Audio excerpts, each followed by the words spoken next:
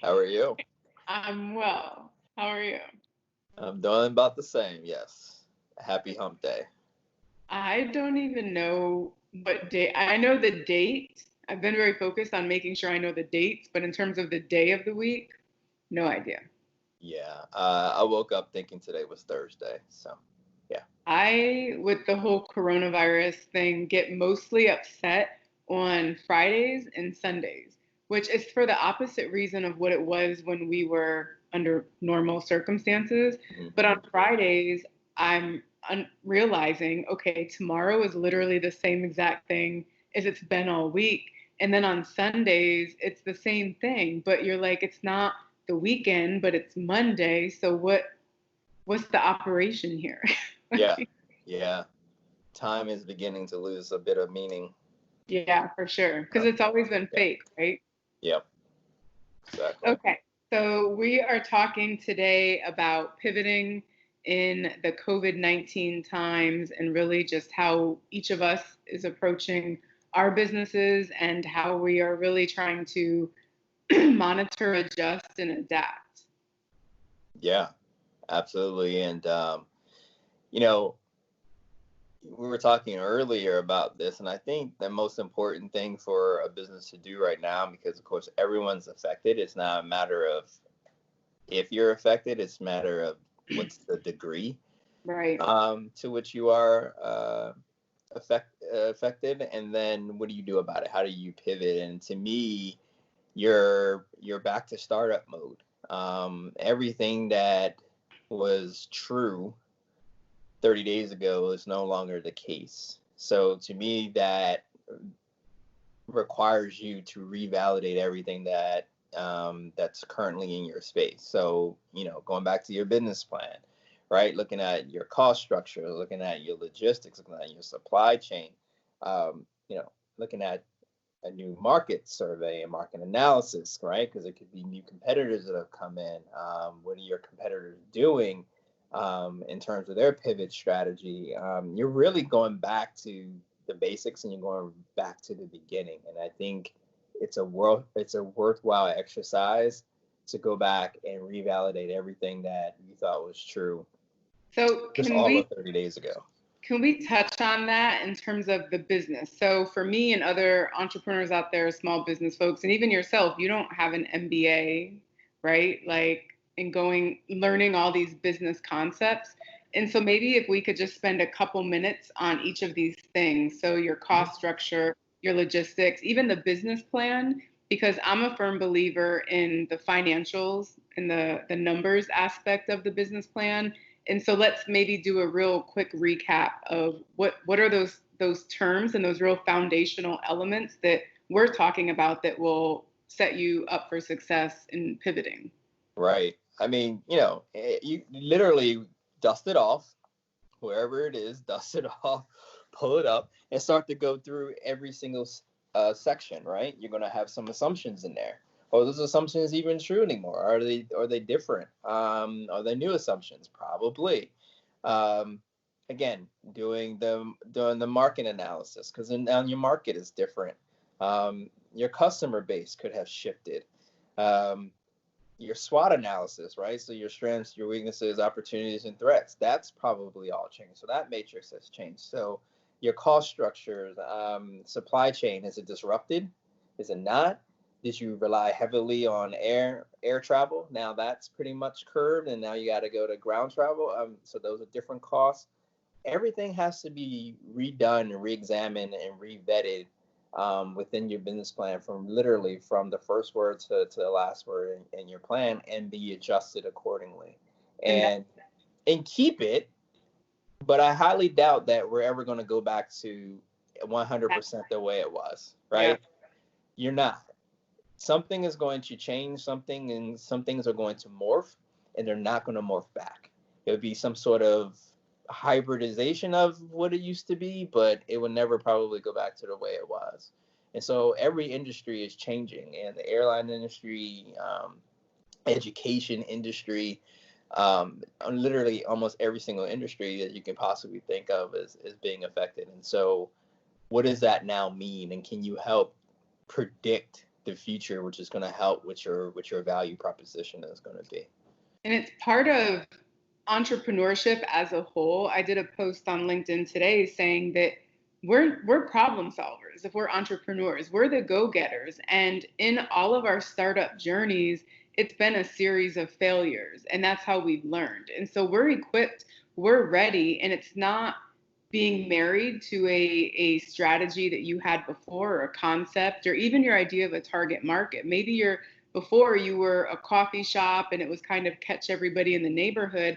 How do you attract yourself now when you can to be that destination point to then fulfill mobile orders and those grab and go type orders, because you can't create that sense of place, or what Starbucks calls a third place, right? I think it's a third place. Isn't that what they were? Yeah. And so it's always this strategy and this morphing, like you said, and that we can't be operating right now to say, well, this is what we did before, and we're going to go back to that. And it's a straight being rubber band and being able to pivot and adapt, and then for today, and then let tomorrow worry about itself. And so to have that long-term strategy, when you look at your business plan, you have your metrics in there of what this fiscal year looks like, where you're trying to go, but you can't be married to it. And part of why I wanted to do this call today was because for the PPP, with the payroll protection program, and people trying to preserve their payroll numbers, and I love that, I get that, you don't want to lay people off, but if your revenue changes and your whole sales strategy changes, maybe you can't do what you need to do now with 10 employees. You have to do that with 5, or you have to do that with 7. And so it's rethinking everything and not being married to the former way of doing things. Right. I mean, this is one of the first things you will hop into is the survival mode. And survival mode to me was, being austere, right? Where can I cut costs, right? That's the first thing you want to do. And then you don't want to cut your labor costs, but eventually that's going to be next, right? And can I get to a downgraded service? Can I still provide a service? Can I still be relevant, just not in the same fashion as I was before? And then what does that look like in terms of my numbers, in terms of, like you said, maybe I don't need 10 employees, maybe I only need 7, maybe I need 6, or what have you. That would be the next level down. And then for those who are in more dire straits, where you're just completely were just blindsided and knocked out of the water, is how can you pivot and still provide value to people? And I say people very vaguely because, again, your customer base could have just shifted, right? So your current customer base could be over here, and now you got a new base, or it could have just grown, right? Because if you're able to push any type of digital content and use, social media, and just be able to use the digital realm in order to conduct your business, well, shoot, all of a sudden you were a local company or a regional company, and now all of a sudden you could be a global company, right? And so I say that, and I don't want to be a doomsday type of person, because it's really not a doomsday in some regards, because there's opportunity to be had here. You just got to find it. You got to find that niche, and then execute, and be confident in yourself that said, yep, this is the way I think I'm going to be able to go, to be able to survive this and come out on the other side. And then once I do come out on the other side, is, well, now how can I scale this? Because obviously the survival tactic worked. And it's stepping out of that survival mode. So we were just talking about Chris Voss, who I'm newly obsessed with, and Never Split the Difference. But in negotiations, he was saying how you can't succeed if you're always in survival mode. You aren't paying attention, you're defensive, you're reacting at everything that you can react to. You can't sustain that. It's not possible. And so, to the best of your ability as a small business owner, to be conscious and aware, and take that step back and say, okay, what do I need to do? Where do I need to go? And the day by day thing is, okay, this is what I need to do to get through this week. This is what my bills are this week. This is how much revenue I need to support for my overhead this week. This is what it looks like for the rest of April. This is what it looks like for May. Those baby steps, because I'm just as guilty of getting into that panic. And what do we do? Like, what are we supposed to do? The dam is breaking, everything. You're drinking from a fire hose. Everything's just coming at you, but you have to force yourself to take that step back and really keep the main objective, and be adaptable. And so when you look at Panera and how they're selling groceries, a lot of restaurants now are providing groceries. They have access to the suppliers, they have access to the same goods that you get in the grocery store. And so they're doing that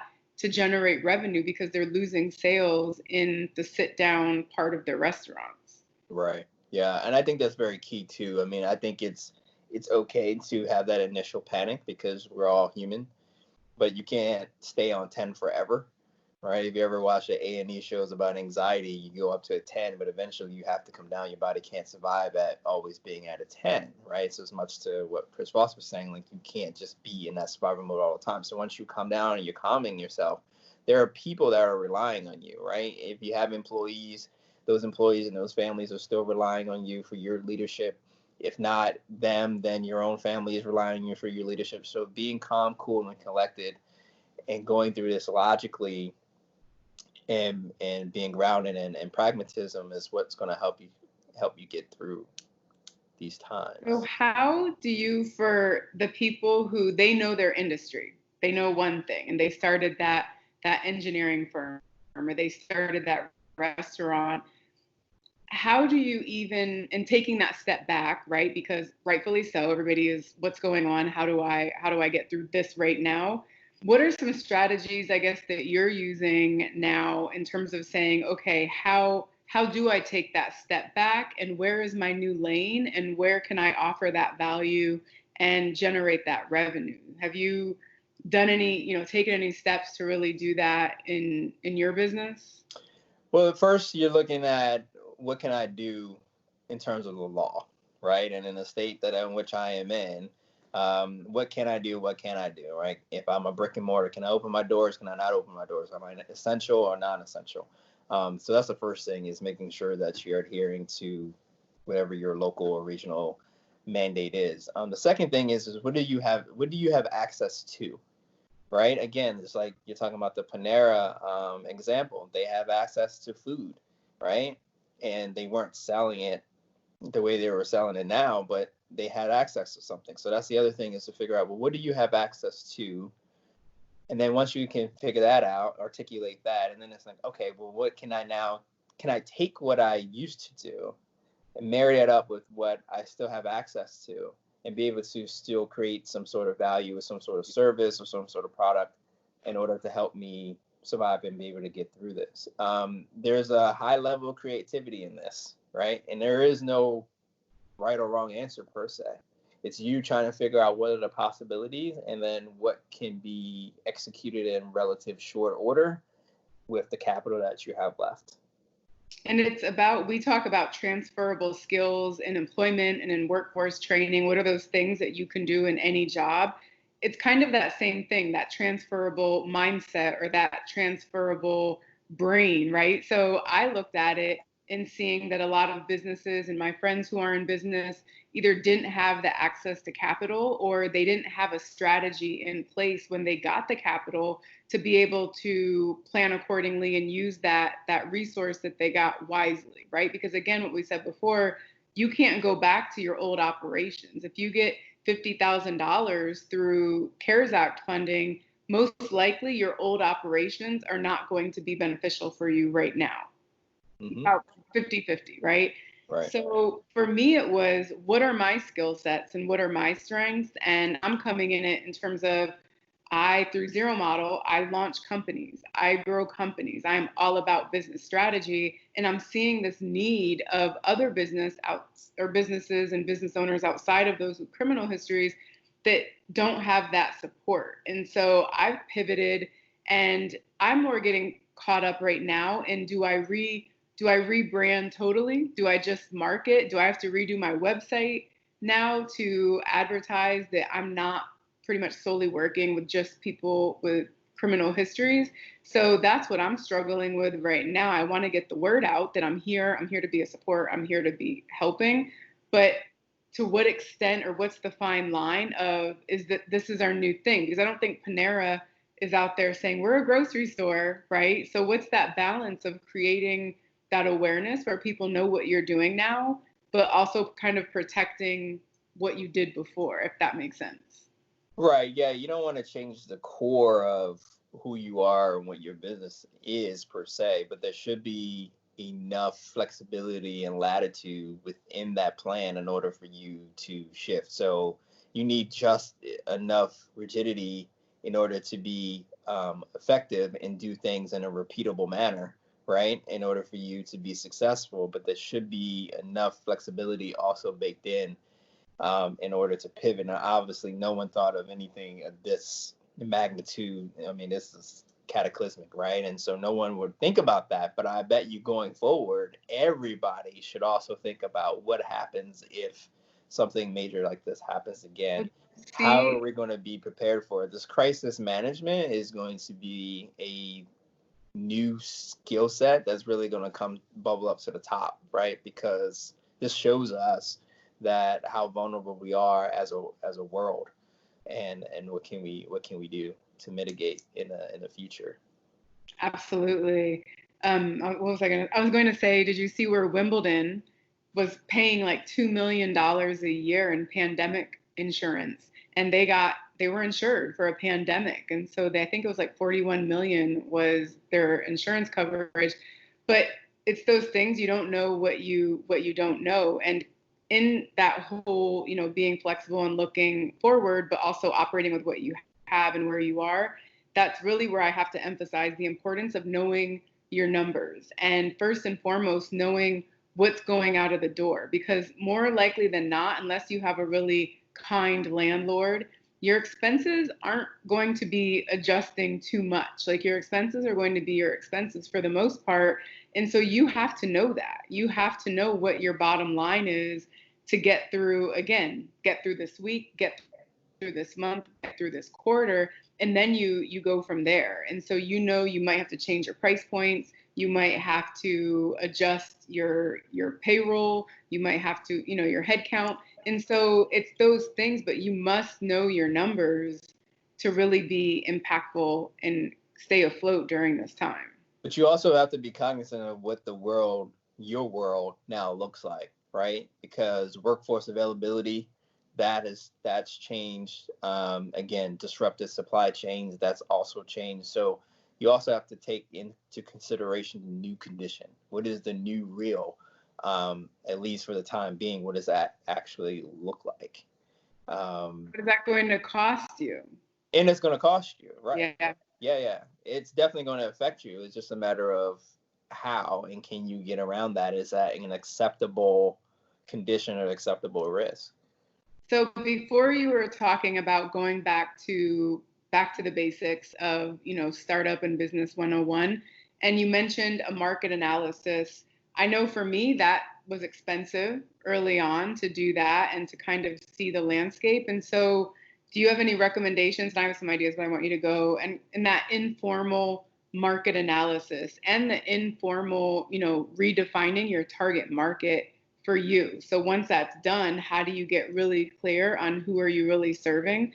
How do you have any ideas or steps in how somebody can do that for cheap? I would, I would look at the Department of Labor statistics first off to see what truly is going on. Not only just, but more on a federal scale, and then look at the local numbers just to make sure that what you're seeing or what you think you're experiencing is actually true to everybody. Again, what does the market have to bear at this point in terms of opportunity? So all the things that you articulated in your business plan, are there still market opportunities, or has that shifted? Also look at your competition. Who are the leaders? Who are the front runners? What are they doing? What are they trying to look at their website and see? Oh, they're doing this now. Are they offering this service? Oh, how are they doing that? Oh, okay, I see. I get it, right? And also the folks who have entered the market and who are doing well, see what they're up to. But you also want to take into account new folks are going to come into play, and what niche are they carving out, and is that a sandbox that you can also play in? So yeah, it's definitely going to be something that's informal. I don't want you to go out there and do a formal one and spend more money on that, but you can do your own research and validate the market conditions Yep. That's extremely important. And I think for the user base and who your user was or who your target user is, or identifying that now, reaching out to old clients. I say email lists are golden. If you can get emails to communicate with people, that's golden. But pick up the phone and start calling your old customers, checking in on them and, seeing how they're doing, but asking, hey, what I offered and what I did, like, would you be able to use that right now? And what does it look like if you couldn't? So for example, I'm thinking of a coaching call, for example, in a strategy session.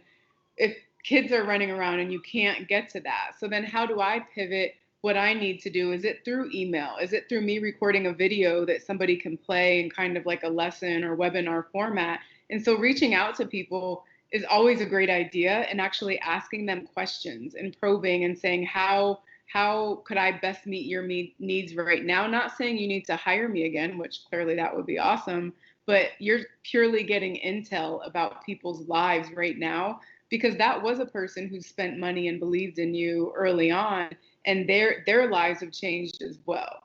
And so that just gives you a little bit more insight, I think, into saying, what do you really need right now? With the entrepreneurs I work with for Zero Model, what do you need from me right now? What do you need from me today? What does this look like? Are you scared? Is it support? Do you need me to stand there while you maintain the trucks and just be your friend? Like, what is that? So I think reaching out to your user base and actually asking the questions, what are your needs right now? And then you kind of doing your own little survey and assessment. It doesn't have to be statistically significant, but you got to start somewhere.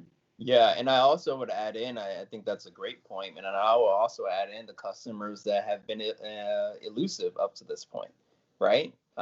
Everybody is now fair game in all of this, and reaching out. I think people think about, oh, what is the etiquette? Can I reach out? Can I do this? Whatever. Now, all those gloves are off. You can reach out to anybody, anytime. I think people's availability has gone through the roof in terms of what they would field, what kind of calls they would field before versus now, etc. I would think, anybody is fair game in terms of reaching out either by phone or by email or what have you, in order to validate not only what you're trying to do, but also to increase your network, because you're going to need it. Yeah, absolutely. So this was great, I think. So thank you so much for, edging out time in your busy day today. Thank you. No, thank you. I much appreciate it. So I think in terms of next steps, or where people are, we're here. We're always a resource. It's late 7. And again, reach out, ask us those questions, because we're all in this together. And that's been what has been reassuring for me, is that I'm not the only one in this boat, where my financial positions in our companies have nothing to do with anything I've done wrong or, mismanagement. It's this pandemic happened and threw us all for a loop, and we're all figuring it out as we go. And so there's no wrong answer, there's no right answer, and people are here to support us and get us all through. We're here for you. Love it. All right. Have a nice day. Thanks. See ya.